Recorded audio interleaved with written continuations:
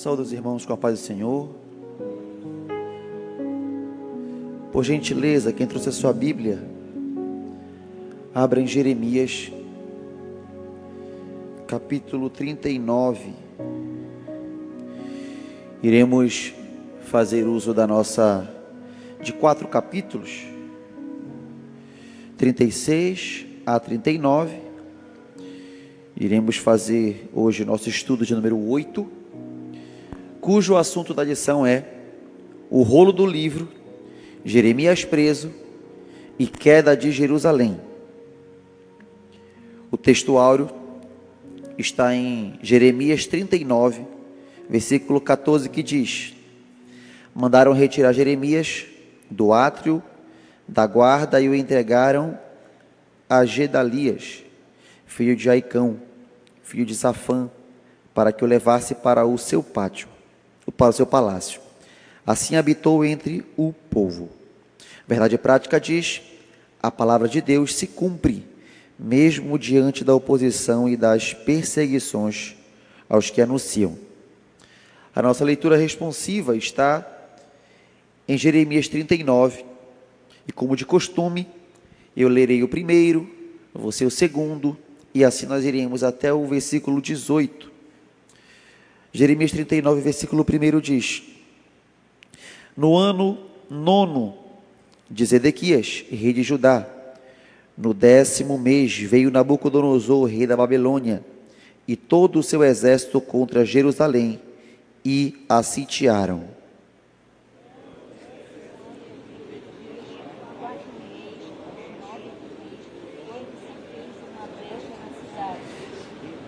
E todos os príncipes do rei da Babilônia entraram e assentaram-se na porta do meio: Nergal, Sarezer, Sangar-Nebou, Sersequim, Rabi-Sari, Nergal, Sarezer, Rabi-Mag e todos os restantes dos príncipes do rei da Babilônia.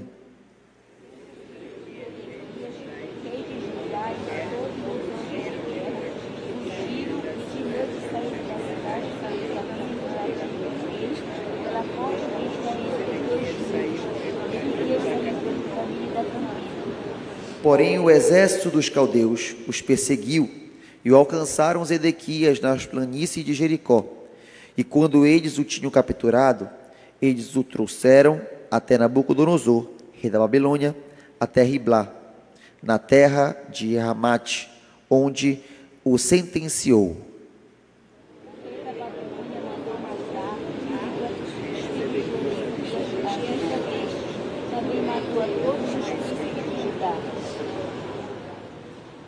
E também arrancou os olhos de Zedequias e o amarrou com corrente para transportar para a Babilônia.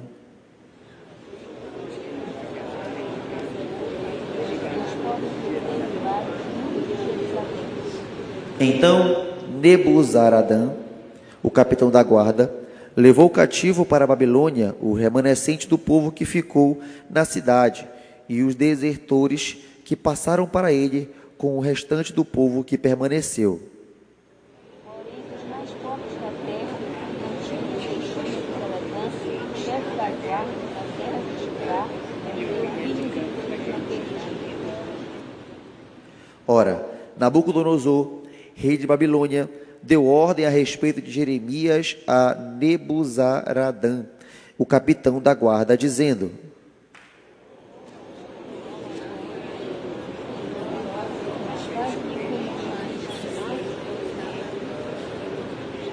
então ele enviou o capitão da guarda e Nebuzaraban, Rabi-Zaris, Nergal-Zerezer e Rabi-Mag e todos os príncipes do rei da Babilônia.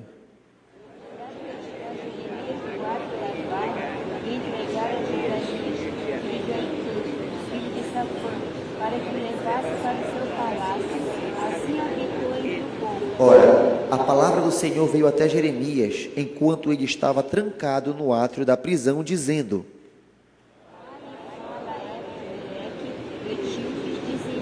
assim diz o Senhor dos Exércitos, Deus de Israel, eis que eu trarei as minhas palavras sobre esta cidade para o mal e não para o bem. Se cumprirão diante de ti naquele dia. Porém eu livrarei a ti naquele dia, diz o Senhor, e tu não serás dado na mão dos homens aos quais temes.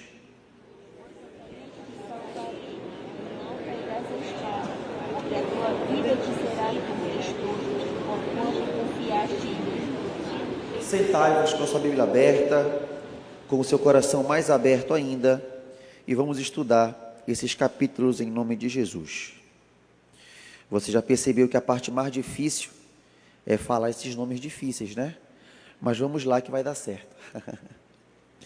Começando pelo capítulo 36, e eu sei que, como uma igreja ávida de conhecimento, você já deve ter meditado em sua casa, mas quando eu leio o capítulo 36 de Jeremias, a pergunta que paira a minha mente é: há espaço para crer na Bíblia?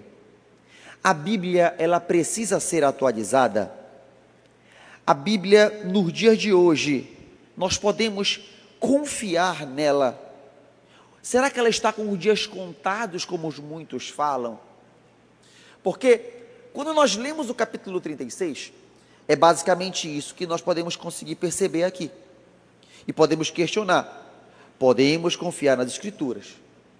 E eu posso afirmar de início, sim, podemos confiar nas Escrituras pelo seu poder de permanência. Eu vou repetir, sim, podemos confiar nas Escrituras pelo seu poder de permanência. Se você for ler o capítulo 36 completo, você vai perceber que algumas palavras vão ser bem pontuais. Rolo, palavra, livro, e tudo isso foi algo que foi dado por Deus a Jeremias. E quando você vai olhar para o versículo 1, versículo 2, versículo 4, você vai perceber que esta palavra, ela não é uma inspiração de Jeremias simplesmente.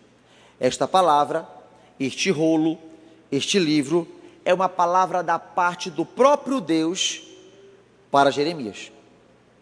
O versículo 3 vai nos mostrar que essa mensagem tem de fato um conteúdo, e esse conteúdo é uma ameaça de julgamento da parte do próprio Deus para aquele povo. Embora seja uma palavra de ameaça de Deus para aquele povo, no meio de toda essa mensagem, evidenciando tal ameaça, no meio dela, versículo 7, há ainda uma pitada de graça para aquele povo.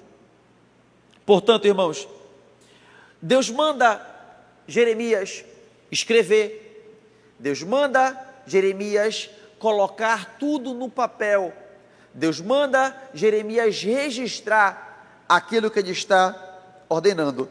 Mas perceba que no versículo 5 do capítulo 36, há um detalhe. No versículo 5 diz da seguinte forma: e Jeremias ordenou a Baruque, dizendo: eu estou encarcerado, eu não posso ir à casa do Senhor. Jeremias tem que escrever, manda alguém escrever, só que alguém vai ter que falar por Jeremias, porque a narrativa diz que Jeremias está preso. Os estudiosos entram em conflito para saber de fato por qual motivo seria de fato tal prisão. Mas o fato é que Jeremias está impossibilitado. Só que a palavra não é de Jeremias, a palavra é de Deus. E a verdade é que esse livro permanece apesar do pregador. Esse livro, ele é mais poderoso, podendo o pregador falar ou não. Esta palavra, ela é maior do que qualquer pastor. Esta palavra, ela é maior do que qualquer pregador. Esta palavra, ela é maior do que qualquer pessoa. Por isso, que embora Jeremias esteja preso, a palavra não está presa. O rolo independe de Jeremias, pois a palavra é de Deus.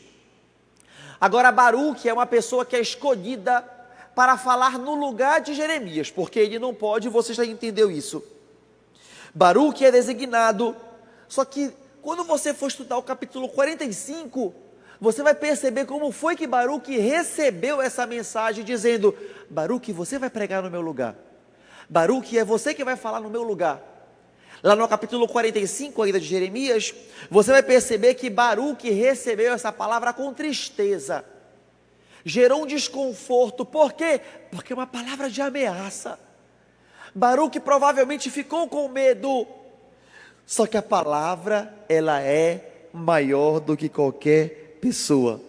Mesmo com a restrição de Jeremias, mesmo com a incapacidade de Baruque, a palavra vai ser exposta, a palavra permanece, porque é a palavra de Deus.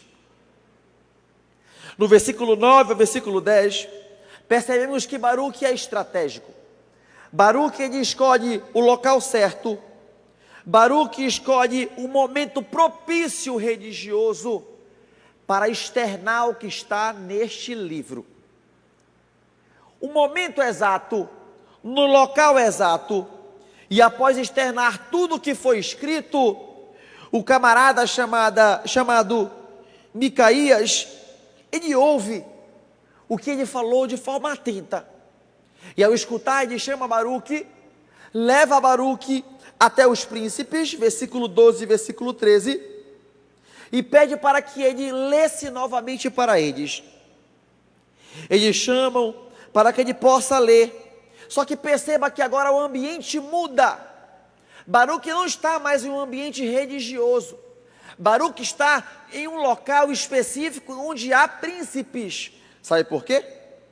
Porque o ambiente muda. Sabe por quê? Porque a palavra alcança também a esfera pública, mesmo com o secularismo. Mesmo sendo um ambiente em que rejeitem a palavra não fica limitada apenas à casa do Senhor. A palavra, ela precisa invadir até mesmo locais que são secularizados. E quando falamos em secularismo, eu preciso falar que este termo ele foi oficializado lá na Revolução Francesa, aproximadamente ali no século XVIII. Isso significa o que, Estevão? Significa que a religião não pode ter influência na área pública. É isso que o secularismo diz. Se alguém aqui é professor que nem eu, o secularismo diz que na sua escola, ao ministrar uma aula, o seu aspecto religioso não pode exercer influência ali. Se você é um médico, se você é um engenheiro, se você ocupa qualquer função pública, o teu aspecto religioso não pode ir com você para a sua área de atuação trabalhista. É isso que o secularismo diz. Estevão, mas nesse tempo não havia o aspecto de secularismo, isso é um anacronismo. Eu não estou falando que havia o conceito de secularismo. Eu estou falando que a essência do rei aqui é a mesma. Porque Jeoaquim representa de fato essa política secularista. Quando vem a profecia, quando vem a palavra, ele despreza. Isso é tão verdade que ele já mandou matar pessoas, ele já perseguiu pessoas que eram de Deus. E agora, quando vão falar para Jeoaquim isto que está no livro, Jeoaquim corta as folhas, Jeoaquim manda queimar o rolo que veio da parte do Senhor. Por quê? Porque aqui nós rejeitamos esta palavra. Aqui esse aspecto religioso não é aceito. Essa é a perspectiva de Jeoaquim. Só que a palavra, ela já ganhou espaço. Só que a palavra, ela permanece. Alguém já até escutou e levou para os príncipes. Alguém até falou para Jeoaquim, não queima não. Bora guardar a palavra de Deus. A palavra, ela sempre permanece, embora haja oposições. Já no versículo 26, eles mandam prender Jeremias e Baruque. Por quê? É ciência secularista. Eles querem fazer graça na minha cara aqui, falar que vão perseguir a gente, que os babilônios vão chegar e vão matar todo mundo, vão nos levar cativos. Matem esses dois. Queimam o rolo, cortam os livros e mandam prender os dois. Só que no final do versículo 26, olha o que diz, lá no finalzinho do versículo 26, mas o Senhor os guardou. Por quê? Porque a palavra vai ter que permanecer. Mas Estevão, você falou que ele cortou, que ele mandou queimar. Só que Deus, versículo 27 ao versículo 32, diz assim: Jeremias, pode chamar Baruque de novo. Você vai escrever tudo de novo. E vai escrever ainda mais para esse camarada. Sabe por quê? Porque a palavra precisa permanecer.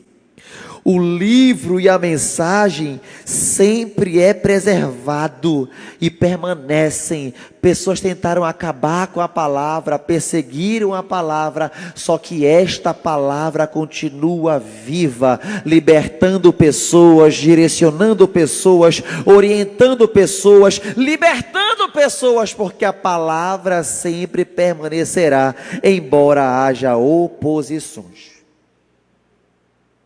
Já no capítulo 37, é um termo que está bem em voga, eu escolhi falar ele. O termo é: será que Jeremias aqui ele é um patriota ou ele é um traidor? Porque no capítulo 37, quando os egípcios estão vindo a este local, os babilônios saem. E por saírem, o povo de Deus aqui pensa: agora eles vão embora. A promessa não vai se cumprir. Eles não vão mais nos perseguir. Há uma esperança. Esse foi o pensamento deles. Os caldeus se retiram com os seus exércitos e talvez eles pensaram: agora há paz. Jeremias aqui agora no versículo 12 do 37, precisa ir à terra de Benjamim e resolver problemas pessoais. E quando ele chega à porta de Benjamim, ele é acusado de ser um traidor. Jeremias, você está saindo do seu local porque você quer se associar aos babilônios. Você é um traidor. Você é um traíra. E você vai ser preso por causa disso.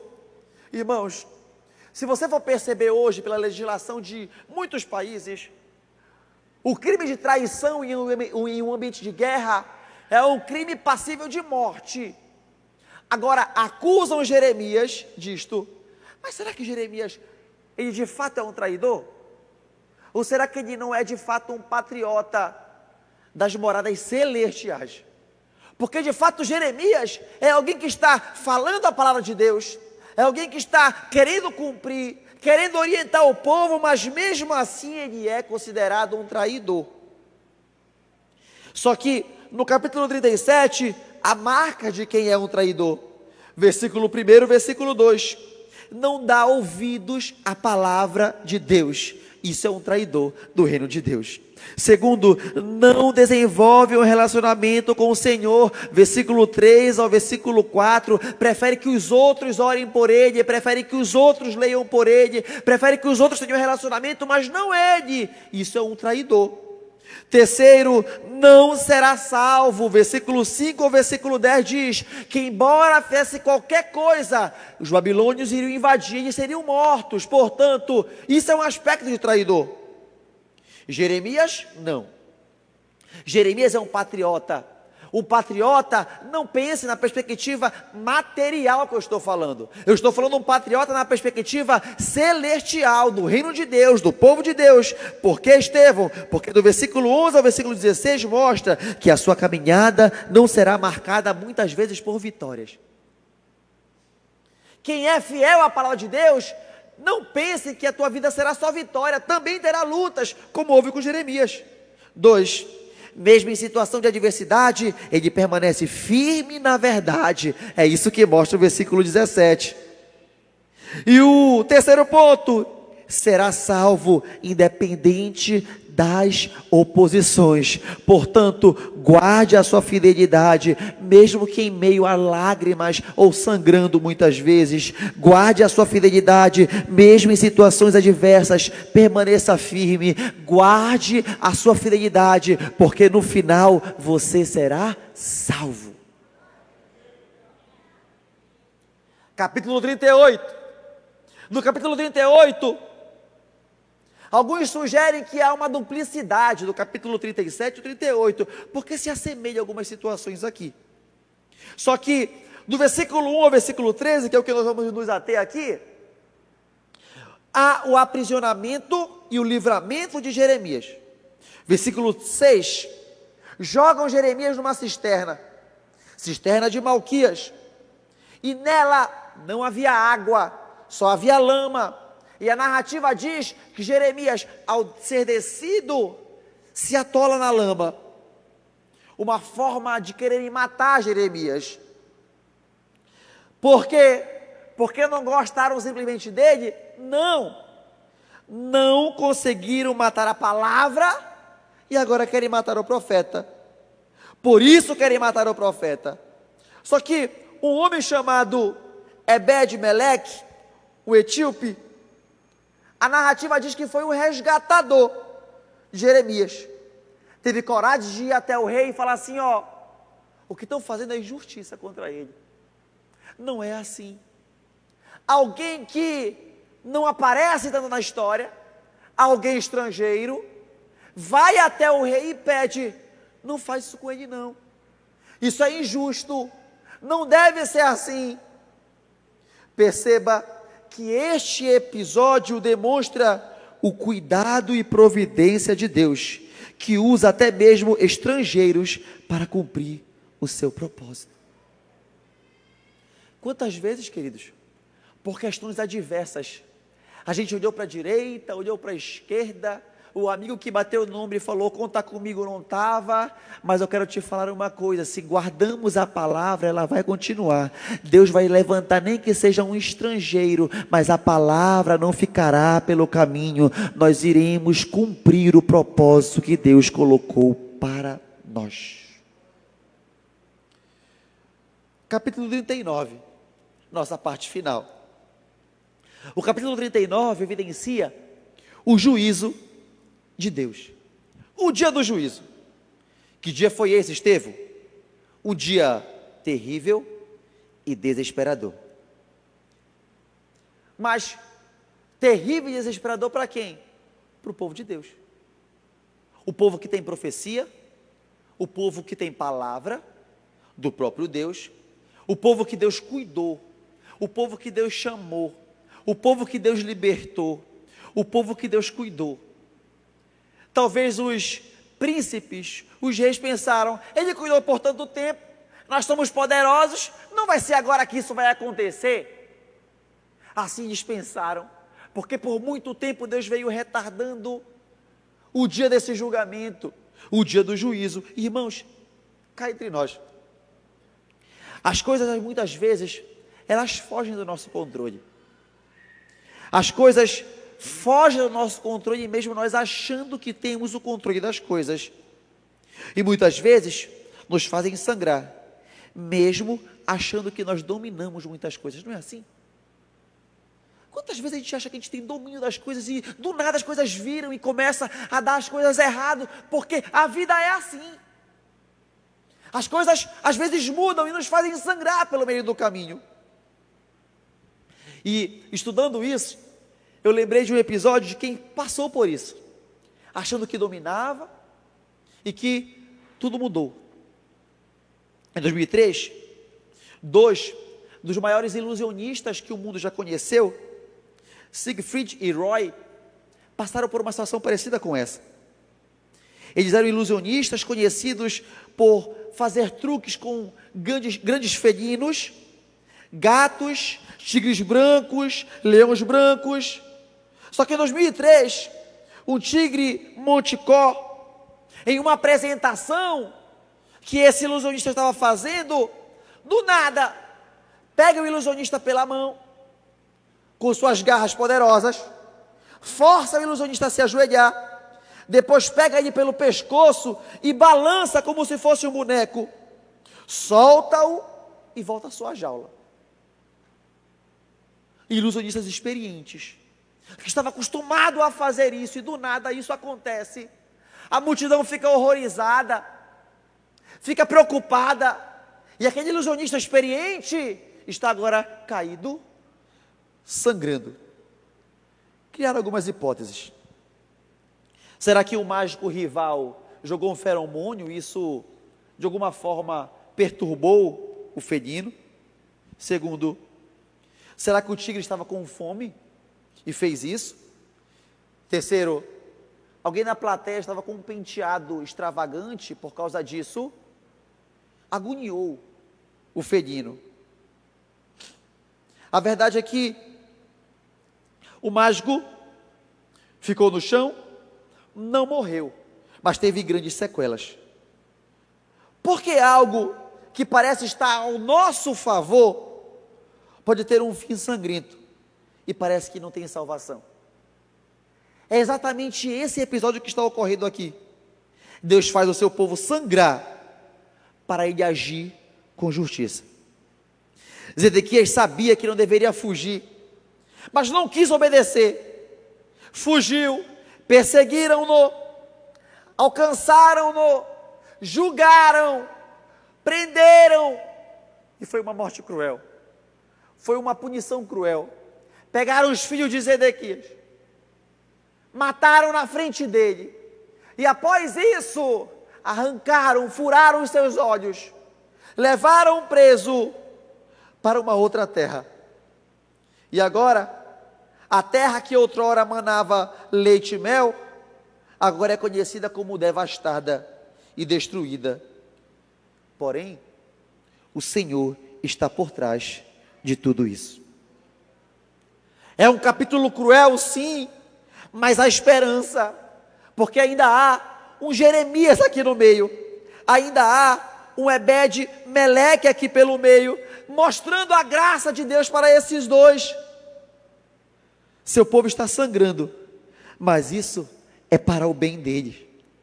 A nossa visão muitas vezes é limitada, mas Deus sabe de tudo. Estamos seguros na mão dele. Sabe, irmãos, os ilusionistas, eles têm algumas estratégias. Eles fazem você prestar atenção numa mão aqui, e com a outra ele pega a sua carteira para fazer uma mágica. Eu tenho que te confessar que talvez eu tenha feito isso ao contar a primeira história com vocês, porque eu te fiz prestar atenção no tigre e não em Roy. Como assim, Estevão? Porque Roy, enquanto estava sendo hospitalizado, ele disse: não machuquem o tigre, não machuquem o tigre. Não era um ataque dele, era um resgate. A verdade é que logo depois, esse ilusionista Roy falou que ele, naquele momento, teve um derrame cerebral e começou a cair, e o tigre percebeu algo que as pessoas não viram. Ele percebeu que alguma coisa estava estranha, e como alguém que cuida de um filho, a atitude dele foi pegar aqui por trás. Só que o pescoço humano não é tão forte quanto o de um felino. Só que a verdade é que, ao fazer isso, o sangramento do pescoço aliviou a pressão arterial, de tal maneira que o derrame não foi fatal. Houve sofrimento, sangramento, mas não houve morte. Irmãos, o tigre não sabia de tudo isso, mas Deus sabia de tudo. Quando Ele nos faz sangrar, quando o nosso Deus nos faz sangrar, nunca é um ataque, sempre é um resgate. Há dias que parece que Deus está contra nós, como foi com Jó.